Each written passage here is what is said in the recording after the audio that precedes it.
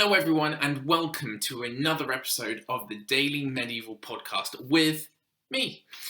And today we're talking about a topic that is really interesting and really close to my heart when it comes to kind of medieval history, because I've put a lot of time and kind of this is the area of expertise that I kind of really want to go into and look into more depth, really, because it is such a fascinating topic. Usually in history we look at what's called the great man theory, kind of this idea that people, whether it be kings or popes or politicians, whoever it may be, kind of steer the course of history, whereas today we're talking about the everyday person, because today we're talking about pilgrims and pilgrimage in the Middle Ages, specifically 1066 to 1300. The reason for the 1066 is because before and after in England, basically there's a massive amount of change that occurs because of the conquest of England. Anglo-Saxon cults,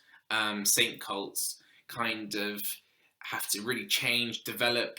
Many of them die out because of the conquest, and after the conquest new ones pop up because of these newly implemented Norman rulings.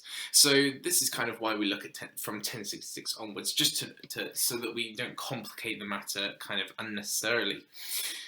So kind of when we talk about pilgrims, it's a very difficult topic because, well, not really much is written, because of the fact that it's not a great man.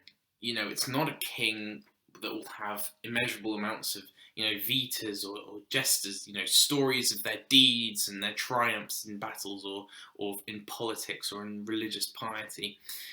We are talking about kind of the patterns, the compositions of hundreds, even thousands of people. So it's very difficult. So what we have to do is essentially combined 3 or 4 types of sources to then build the whole picture as a whole. And those namely are cathedral financial records.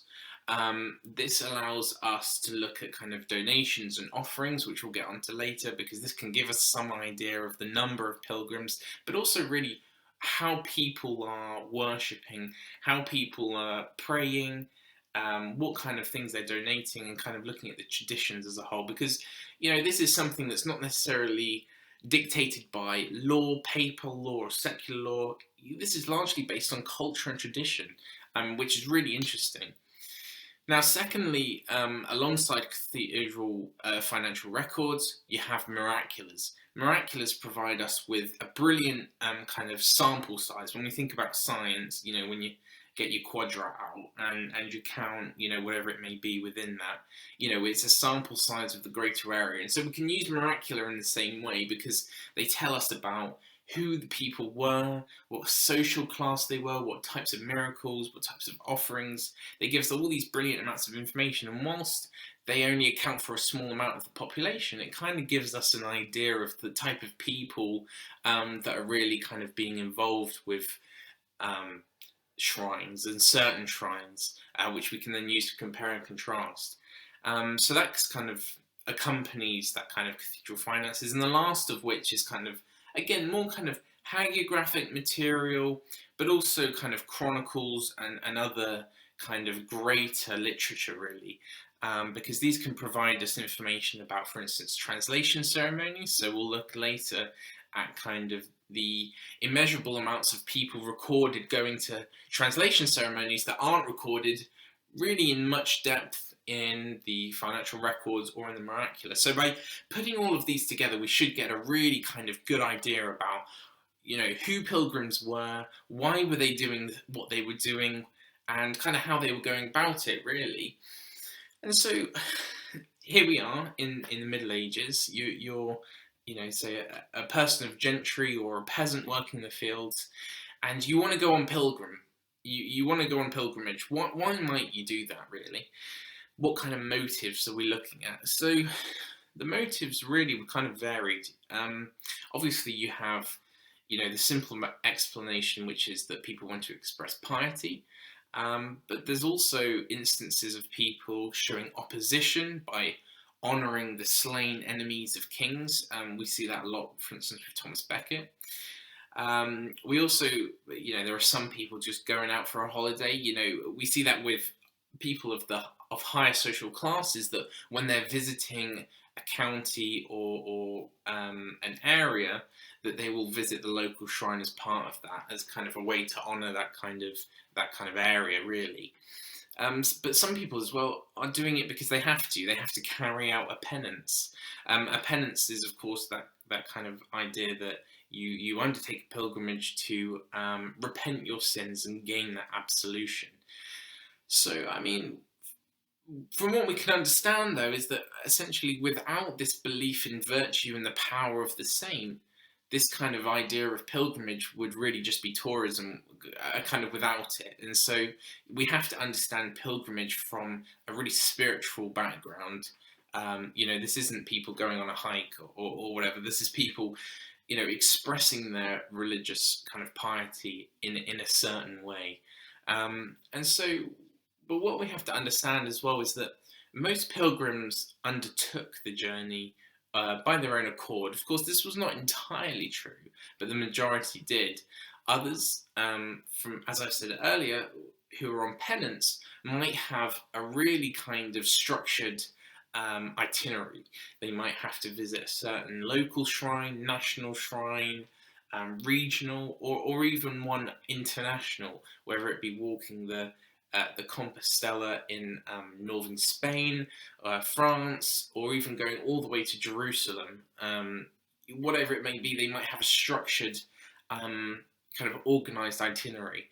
Others, however, from what we can understand, wandered aimlessly from shrine to shrine, trying to get that help, trying to get that thaumaturgical power that we see saints possessing.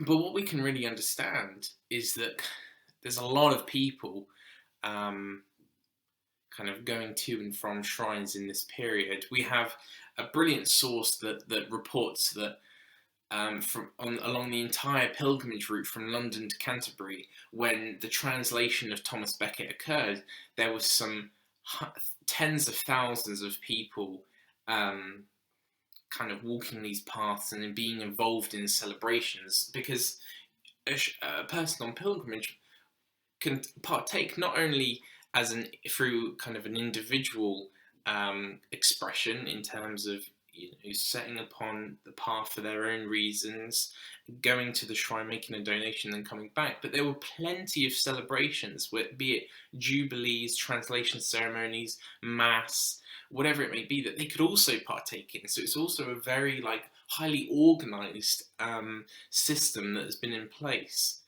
But as we say, a pilgrim would travel to the shrine and would make a donation. And I have here in front of me kind of an illustration of the variety of objects that could be or that have been donated to shrines. Now, what should be said is that there's kind of, I guess, two types of donations. There was monetary offerings and non-monetary offerings. We'll get on to kind of the monetary ones in a bit, but kind of the non-monetary offerings, we see from the shrine of Thomas Cantilupe, Hereford, in 1307, there was a brilliant investigation that was undertaken to look at the inventory of these kind of non-monetary offerings, and this is what we found. So I have this in front of me. 170 ships in silver and 41 in wax, 129 images of men or their limbs in silver, 1,424 in wax, 77 images of animals and birds of diverse species, 108 crutches, 3 vehicles in wood and 1 in wax left by cured cripples, so this could be for instance, a cart, 97 nightgowns, 116 gold and silver rings and brooches, and 38 garments of gold thread and silk. So these are really interesting, but the thing that stands out, I think, to me anyways, is this, 1,424 wax limbs and images.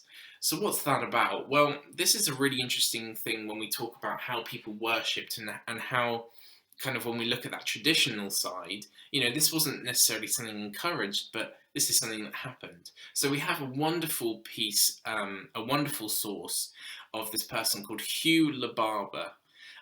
who had been the barber to the saint while he was alive.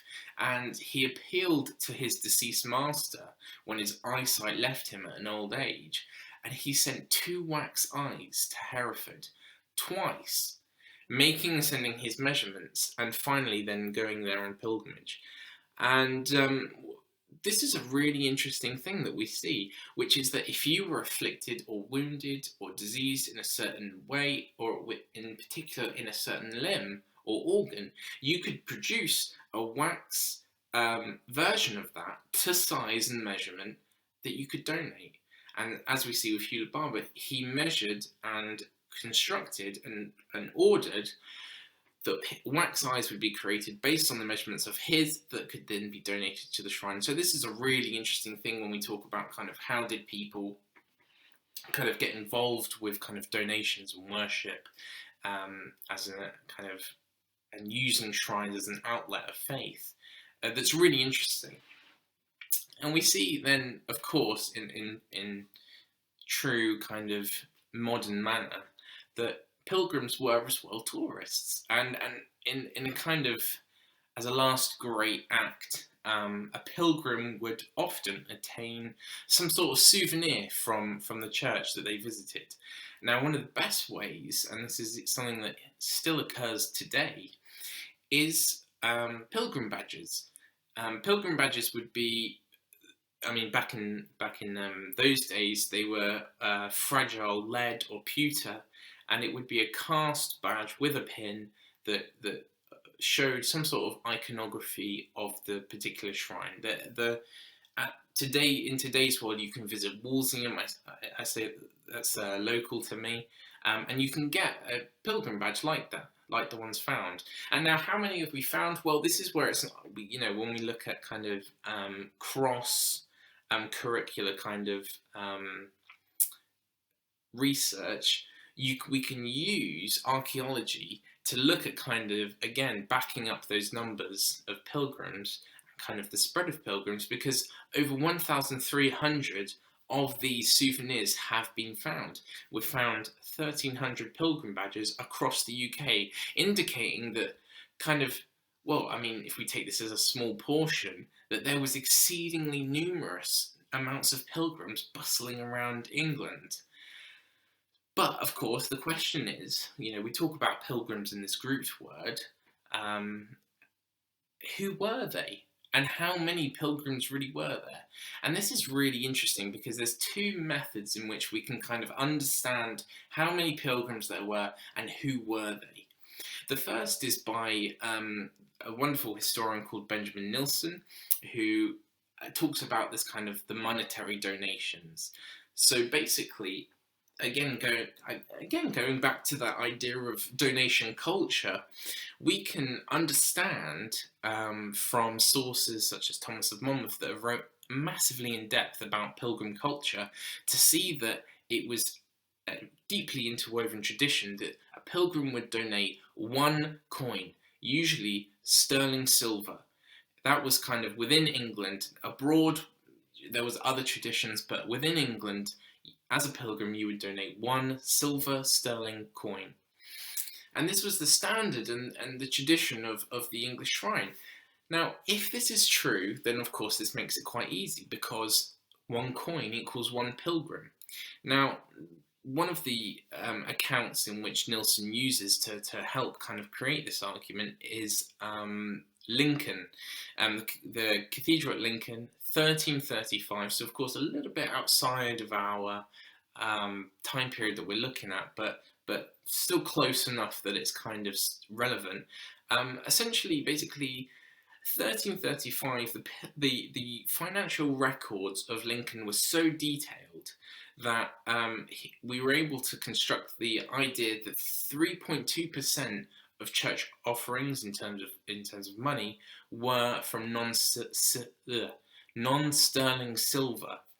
Therefore, if we adjust this assumption, we can discover that essentially there were 8,000 pilgrims travelling to the shrine in 1334 to 1335, which is really fascinating. So if we take this as kind of a representative figure, Each pound of yearly offerings to a shrine represents about 240 pilgrims. Therefore, a small income of £5 required about 1,200 pilgrims, while £100 produced 24,000 pilgrims. Now, when we look at the church financial records, we see that on the translation of Thomas Becket, they gathered around £600, which of course is you're looking at about 140,000 pilgrims. Is that true? Who knows? But what it does mean is that when we look at the kind of the not necessarily the miracular, but the vitas of these saints of Thomas Becket that explains that hundreds of thousands, that there were immeasurable and numerous crowds. Well, it kind of shows that maybe they weren't really exaggerating, and that's a really interesting way to kind of construct the kind of an idea about the numbers. Of course, we can't really place too much weight on it.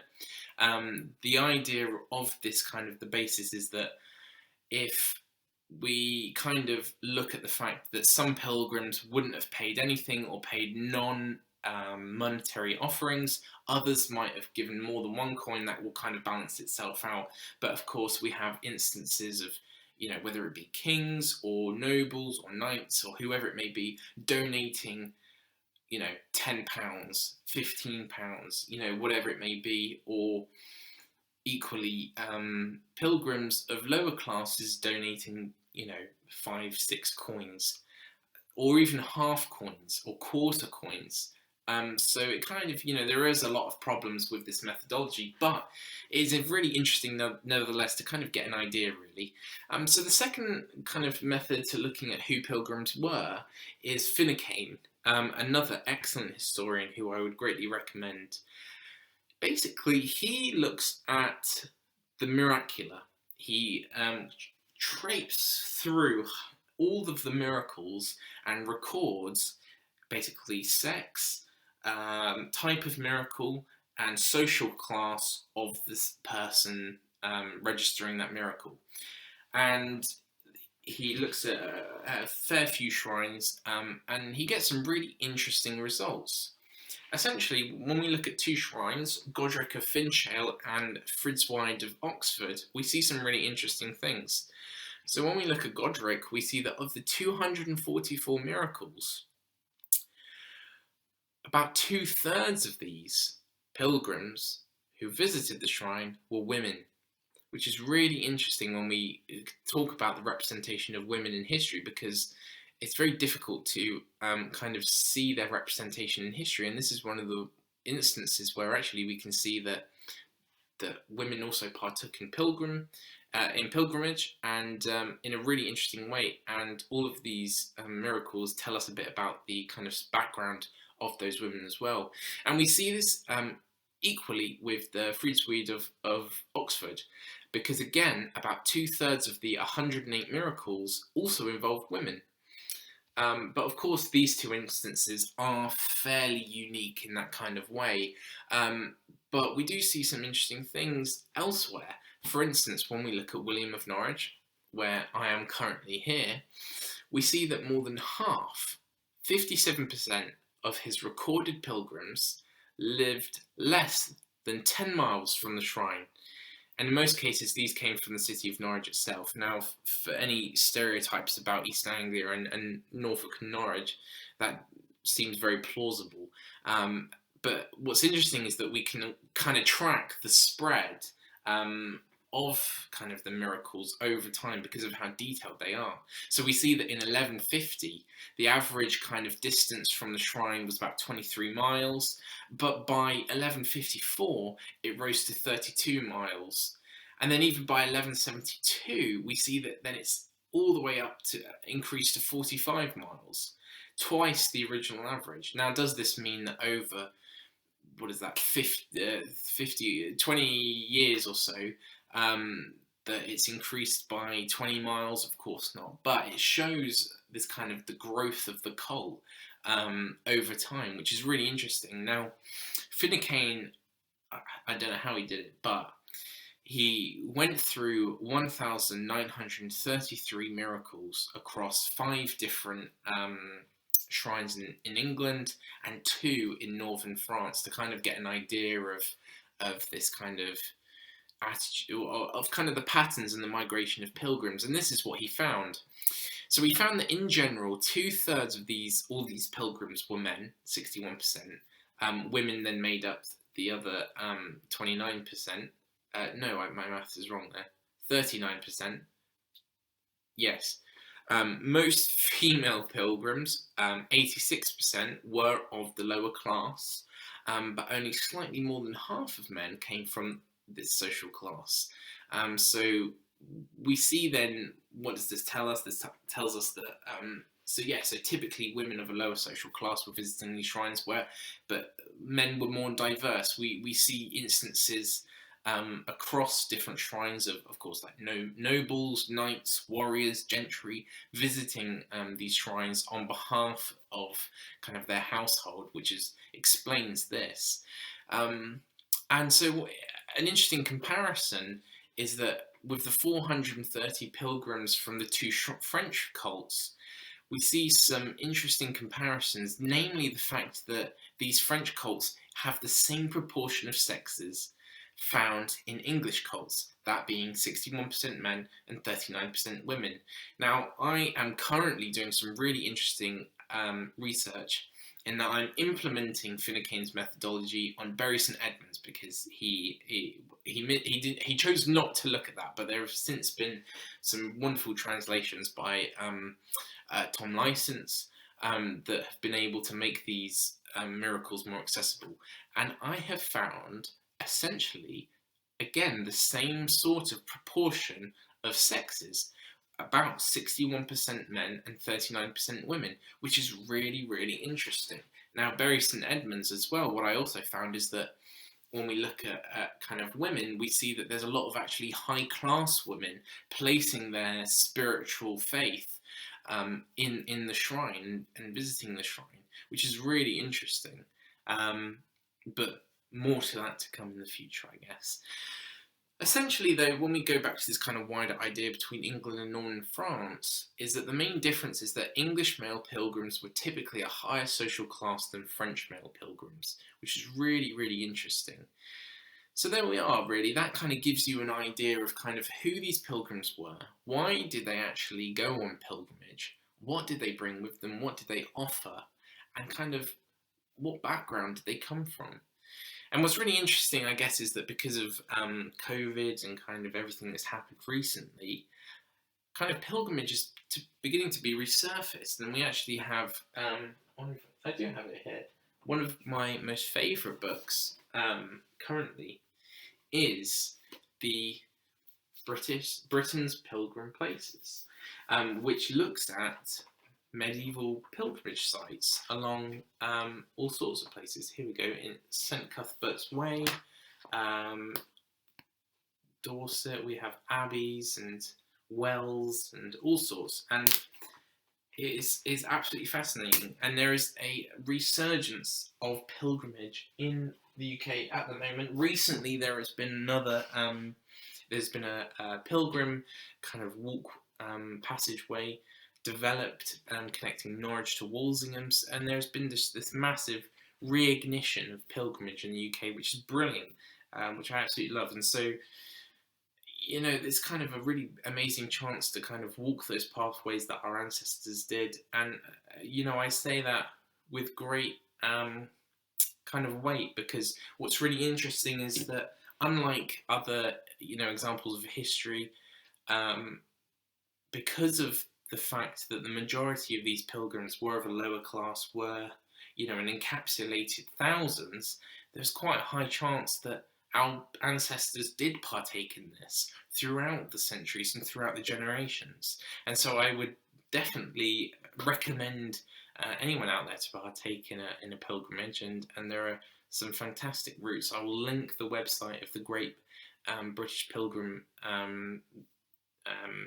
Trust, because they have a wonderful map that shows some of the routes, and just get out there and kind of enjoy it. But I hope you enjoyed this episode anyway. Like I say, this is a really kind of passionate topic that I absolutely love, and I hope you enjoyed it as well. So thank you very much, and join us next time for another just wonderful episode, I hope. And do subscribe and comment, and look at the description for any sources. The main two, of course, is Benjamin Nilson's Cathedral Shrines of England, and Finucane's Miracles and Pilgrims. Thank you very much, though. I'll see you later.